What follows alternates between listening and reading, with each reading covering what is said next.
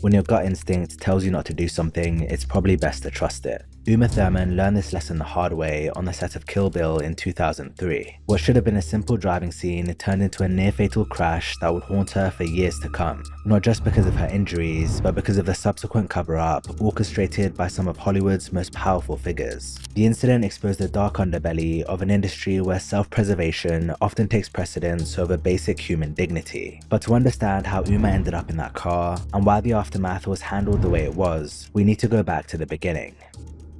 When Uma Thurman first met Quentin Tarantino in the early 1990s, she was a rising star in Hollywood, and he was an audacious new director fresh off the success of Reservoir Dogs. Going into 1994's Pulp Fiction, he needed a talented actress to play the lead role of Mia Wallace, the coke-addicted wife of gangster Marcellus Wallace. There were many actresses up for consideration, but after a 3-hour-long lunch with Thurman, Tarantino decided she was the one. At first, she wasn't sure about taking the role because she found the script frightening and vulgar, but Tarantino convinced her to do it. This turned out to be the best decision of her career because the movie became an instant classic, revitalizing the independent film genre and elevating Uma to superstar status. Her face was everywhere as her character was used for almost all the promotional content for the film, and to this day, her Pulp Fiction poster is one of the highest selling and most iconic movie posters of all time. With that said, it wasn't just her who won big from the movie's success. It turned Samuel L. Jackson into a star, revived John Travolta's declining career, and cemented Tarantino as one of the most gifted filmmakers of his generation.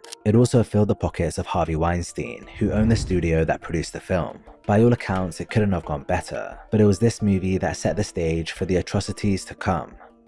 By the late 1990s, Tarantino and Thurman had developed the concept for Kill Bill together. The idea was born during the filming of Pulp Fiction, when they first discussed the character of the bride, a wronged woman who would wake up from a coma to seek revenge against those who had tried to murder her. The project was deeply personal for both of them, with Thurman contributing significantly to the character's development. The production of Kill Bill began in 2002, nearly a decade after their first collaboration. It was supposed to be just one film, but it was eventually split into 2 volumes because of its length. The movie combined elements of martial arts films, spaghetti westerns, and revenge thrillers, all genres Tarantino loved. Uma committed herself fully to the role, training 40 hours a week for 3 months in martial arts and swordplay.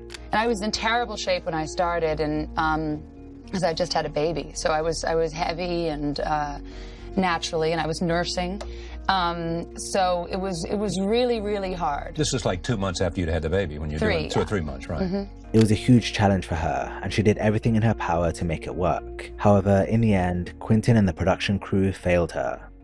On the film's final day of shooting in Mexico, Uma was scheduled to drive a convertible Carmen Ghia down a road for a scene. Neither Quentin nor the production crew considered the scene to be a stunt, so Uma was directed to drive the car herself. However, she was led to believe by a member of the crew that the car, which had been converted from a stick shift to an automatic, might not be working that well. This worried her, and she insisted she didn't feel comfortable operating the car and would prefer a stunt person to do it. However, Tarantino wouldn't have it. According to Uma, he came to her trailer furious because she had cost them a lot of time, and said to her, "I promise you the car is fine, it's a straight piece of road." He persuaded her to do it, and instructed, "Hit 40 miles per hour or your hair won't blow the right way and I'll make you do it again." She trusted him and went ahead with it, but that's a decision she'll regret for the rest of her life. The road wasn't actually as straight or safe as Tarantino said. It was a sandy and unpaved road which made controlling the car difficult, so when Uma encountered a bend in the road, she lost control. She tried her best to get the car back under control, but it only ended up drifting more, and she ended up crashing directly into a palm tree. Her head snapped back and her body jolted, and she slowly slumped back into her seat. At this moment, she felt a searing pain, and the thought crossed her mind that she might never walk again. Tarantino and the production crew ran over to come help her, and she was rushed to hospital. Her knees were damaged, her body was bruised, and she suffered a concussion, and some of these injuries turned out to be permanent because she suffers from neck and knee pain to this day. But the truth is, she's lucky to be alive, because the speed at which she hit that palm tree could have killed her. The aftermath of the crash was very messy. Uma felt betrayed by Tarantino and accused him of trying to kill her, which he denied. Apparently, he'd driven the road himself to check it was safe before Uma did it, but at the last minute, they decided to have her drive in the opposite direction because it was the end of the day and the lighting was better that way. He thought a straight road is a straight road, and so he didn't run it again, but clearly he was mistaken. Had Quentin just listened to her when she asked for a stunt double, all of this could have been avoided, but it would be wrong to say he was the only person at fault. The car Uma drove stove wasn't fit for the road, and the responsibility for that falls at the feet of the production company, Miramax, which was controlled by Harvey Weinstein. 2 weeks after the crash, after trying to see the car and footage of the incident, Uma had her lawyer send a letter to Miramax summarizing the event and reserving the right to sue. Miramax offered to show her the footage if she signed a document releasing them of any consequences of her future pain and suffering. Weinstein was trying to worm his way out of taking any responsibility, and things only got worse because Tarantino turned his back on her too. They had to go on to promote the movie together and tensions were high. Then one night at Soho House in New York in 2004, they went off on each other. Uma was livid because he wouldn't let her see the footage, and apparently he told her that was what they'd all decided. She was betrayed and hung out to dry, and it wasn't until 15 years later that she finally spoke out. But when she did, what she had to say was even more disturbing. For the next few years, Uma and Tarantino maintained their distance from each other. They each continued their careers, with Uma starring in films like The Producers and Nymphomaniac, and Tarantino releasing hits like Inglourious Basterds and Django Unchained with Weinstein. The crash footage remained locked away, and Uma thought it would never see the light of day, but everything changed in 2017. On October 5th of that year, the New York Times published a story detailing decades of allegations of sexual harassment against Harvey Weinstein. In the days that followed, the accusations mounted as more and more women came forward about their experiences with him. One of these women was Daryl Hannah, who worked on Kill Bill with Uma. She alleged that Weinstein tried to force himself into her hotel room and repeatedly sexually harassed her during the promotion of Kill Bill and its sequel. After all the allegations came to light, Weinstein was sacked by the board of his company and expelled by the Academy of Motion Picture Arts and Sciences. At the time, Uma was promoting the release of her Broadway play, The Parisian Woman, and during a red carpet appearance, she was asked what she thought about the allegations. I don't have a tidy soundbite for you because I have learned I am not a child, and I have learned that when I've spoken in anger, I usually regret the way I express myself. So I've been waiting to feel less angry, and when I'm ready, I'll say what I have to say.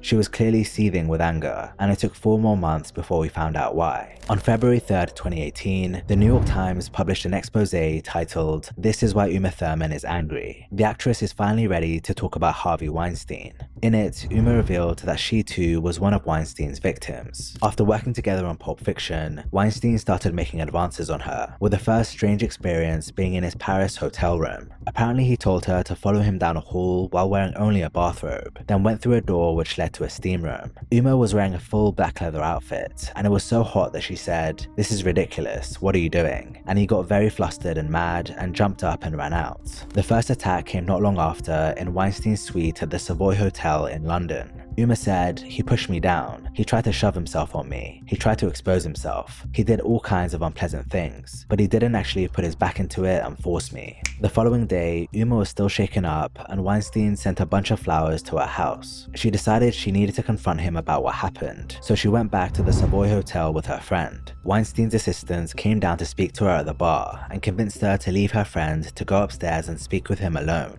Uma agreed reluctantly, and when she came face to face with him, she told him, "If you do what you did to me to other people, you lose your career, your reputation, and your family. I promise you." According to Uma, Weinstein fired back by threatening to derail her career. From that point, the two had a frosty relationship, and Uma saw Harvey as an enemy she had to tolerate for the sake of her career. When Kill Bill came around and they were set to work together again, she told Tarantino about what happened, and he spoke to Weinstein. After their conversation, Harvey gave Uma a half-baked apology, and they went ahead with the project. The truth is, Quentin already knew what kind of man he was, because years earlier, while he was dating actress Mira Sorvino, he found out that Weinstein had sexually harassed her too. She told him that he had massaged her without asking, chased her around a hotel room, and even showed up at her apartment in the middle of the night. Tarantino let it slide, chalking it up as a silly infatuation that went a bit too far, and even though he heard countless more stories like it throughout the years, he always stood by Harvey's side. I wish I had sat him down and had the uncomfortable conversation. I didn't know about any rapes or anything like that. I just, but I knew he was, I chalked it up to the boss chasing the secretary around the desk. As if that's okay. But I mean, that's how I kind of looked at it. Everybody who was in his orbit knew about it. There's nobody who said they didn't know that didn't know. If you're in his orbit, and that includes all the big actors who he palled around with, like, they all knew. They didn't know anything about rapes, but they had heard. Yeah. They had heard things. I wish I'd talked to him. I wish I had sat him down and go, Harvey, you can't do this. You're gonna fuck up everything. If anyone could have gotten through to him, perhaps it would have been Tarantino, because the two were thick as thieves for years. Weinstein produced all of Tarantino's movies from Reservoir Dogs in 1992 all the way up to The Hateful Eight in 2015, and they had what he's described himself as a father-son relationship. How weird is it for you to have had a relationship with that guy for all these years, making all these films, and now see what he's become? It's sad. It's sad. It was like, he wasn't just this guy who financed my movies. He was, kind of like a father figure. I mean, he was kind of a fucked up father figure, but that's most people's fucking father. Yeah. He was a fucked up father figure, but he was like, he was involved in, my professional life for like a long, long time. So it's like, I think it's sad. Weinstein was an obscenely powerful man during those years. He had the ability to do almost whatever he wanted and get away with it, and he abused that power for as long as he could. He held all the cards. Everybody came to him. And I'm not just talking about people in the entertainment industry, I'm talking about people in politics and in, big business and industry. He was also very unpleasant to be around. But he was a master manipulator, and his moods changed very quickly, and you never knew whether you were, his confidant or whether you were going to be screamed at. He didn't have a very original repertoire, but it was a system that worked. Massages, inappropriate suggestions, expecting people to work with him, unclothed. When he was finally exposed for his crimes, Uma must have felt a sense of closure, given her own horrible experiences with him. However, there was one thing she couldn't get off her mind: the footage of the crash he'd kept from her. At the time the news broke, her and Tarantino had largely mended their relationship, and she'd come to forgive him for what happened. She asked him to search for the footage and bring it to her, and he agreed. After some digging, he managed to locate it, have it digitized, and deliver it to her. It could be that Weinstein's fall from power made it easier for him to bypass the corporate barriers that previously prevented Uma from obtaining the footage, or it could simply be that Tarantino jumped ship with his loyalties when he saw that Weinstein was done for. Either way, Uma got her hands on the footage she'd been after for 14 long years, and she revealed it to the world, first in her New York Times interview, then on social media. In a now deleted Instagram post, she wrote, "I post this clip to memorialize its full exposure in the New York Times by Maureen Dowd. The circumstances of this event were negligent to the point of criminality. I do not believe, though, with malicious intent. Quentin Tarantino was deeply regretful and remains remorseful about this sorry event, and gave me the footage years later so I could expose it and let it see the light of day, regardless of it most likely being an event for which justice will never be possible. He also did so with full knowledge it could cause him personal harm, and I'm proud of him for doing the right thing and for his courage. The cover-up after the fact is unforgivable. For this, I hold Lawrence Bender, E. Bennett Walsh, and the notorious Harvey Weinstein solely responsible. They lied, destroyed evidence, and continue to lie about the permanent harm they caused and then chose to suppress. The cover-up did have malicious intent, and shame on these three for all eternity. Weinstein and his co-conspirators have faced no legal consequences for their handling of the crash, although for Weinstein it wouldn't change much. He's already serving a 23-year-long sentence for his sex crimes, and given his deteriorating health, he's unlikely to see the outside of a prison cell before he dies. Tarantino gave his side of the story in a 2018 Deadline interview, calling the crash the biggest regret of his life. And while I don't doubt that, it's hard not to believe he could have done more to help Uma fight Weinstein and Miramax.